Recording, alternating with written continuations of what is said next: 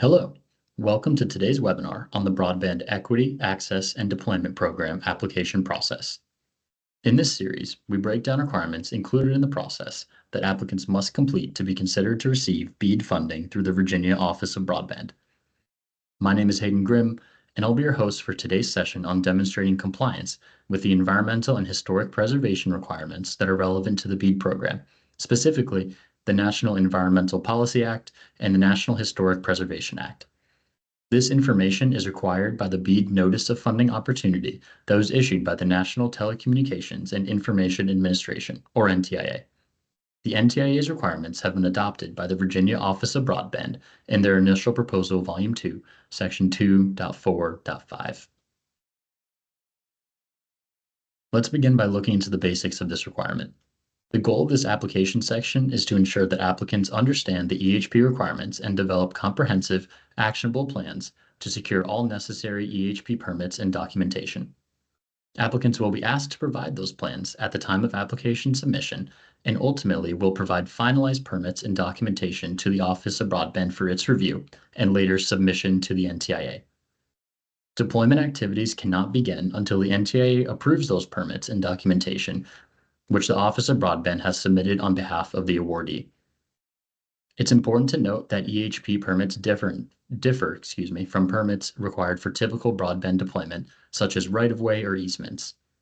For this session, when using the term permits, I'm referring to the specific NEPA or NIPA permits required to comply with this section's requirements. Applicants are encouraged to direct any questions to the Office of Broadband during the application process. Applications that fail to meet the minimum qualifications for EHP compliance as outlined on page 86 through 87 of the BEAD NOFO and page 15 through 16 of Virginia's initial proposal, Volume 2, will not be considered to receive BEAD funding. Now, let's dive into the specific information that applicants must provide to comply with this section's requirements. At the time of application submission, the applicant must provide documentation demonstrating efforts and plans to complete the necessary consultations and reviews, as well as plans to secure all necessary EHP permits. In the application phase, applicants must also provide a narrative describing their readiness to comply with applicable environmental and national historical preservation requirements. Additionally, the applicant must submit a milestone schedule with the following components: specific deadlines, and a description of how the applicant proposes to meet these timing requirements, including the completion of consultations, the completion of NEPA and Section 106 reviews, and the submission of environmental assessments or environmental impact statements. In the pre-contract phase, awardees will begin obtaining the required EHP permits and documentation. In this period, the applicant must complete and submit an environmental review record pursuant to NEPA and NIPA. Finally, prior to beginning construction on ground or ground disturbing activities, the applicant must submit all required EHP permits and documentation to the Office of Broadband and receive approval from the NTIA. The NTIA recently posted additional final proposal guidance, which highlights these key actions that must be taken prior to project implementation.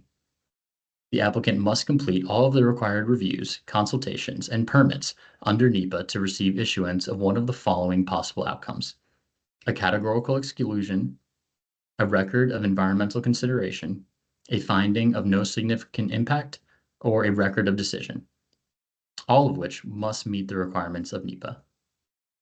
The applicant must also complete all required Section 106 reviews pursuant to NEPA.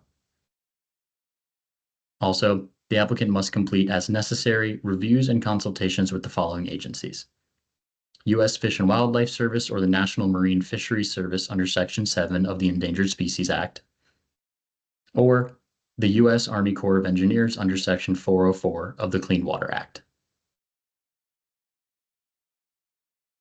To summarize the process, the Virginia Office of Broadband has posted its initial proposal, Volume 2, which adopts the NTIA's requirements for EHP compliance in the BEAD program. The applicant must include the aforementioned information in the application and submit further evidence of compliance during the pre-contract phase. Once submitted, the Office of Broadband will review the application and the accompanying permits and documentation. The Office of Broadband may contact the applicant for clarification or to request additional material. From there, they will determine whether the application submission satisfies the requirements and will pass along the EHP permits and documentation to the NTIA for final approval. Once that final approval is received and the subgrantee agreement is executed, deployment activities may commence. Several of NTIA's recommended best practices are laid out on this slide with the intent of directing applicants to guidance, tools, or processes that may streamline the EHP compliance process. This slide includes numerous sources of guidance on the EHP permitting process and compliance requirements. Please leverage these resources and feel free to contact the Office of Broadband with any specific questions. Thank you for your time. This concludes today's webinar.